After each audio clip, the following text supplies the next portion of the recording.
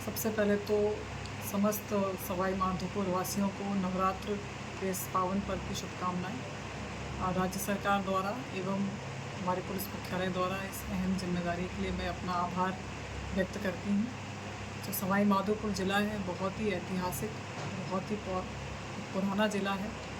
यहाँ पर जो हमारी राजस्थान पुलिस की प्राथमिकताएं रहेंगी, जिसमें कि जो हम सिटीज़न ओरिएंटेड पुलिसिंग रखेंगे, हमारी जो नई BNS है, जो नए क्रिमिनल लॉज हैं, उसका प्रॉपर इम्प्लीमेंटेशन, जो यहाँ के क्रिमिनल और क्राइम का ट्रेंड है, जैसे कि जो अवैध बजरी है या NDPS का मूवमेंट है, जो नया साइबर क्राइम जो युवाओं में जो पनप रहा है, वो भी हमारी प्राथमिकता रहेगी। इसी के साथ सवाई माधोपुर की पूरे देश में एक टूरिस्ट डेस्टिनेशन के रूप में पहचान है, तो उसको सवाई माधोपुर पुलिस जिस तरीके से अपने प्लेटफॉर्म पर भी आगे बढ़ाए तथा बेस्ट टूरिस्ट पुलिसिंग करके दिखाएं, तो ये हमारा प्राथमिकता है।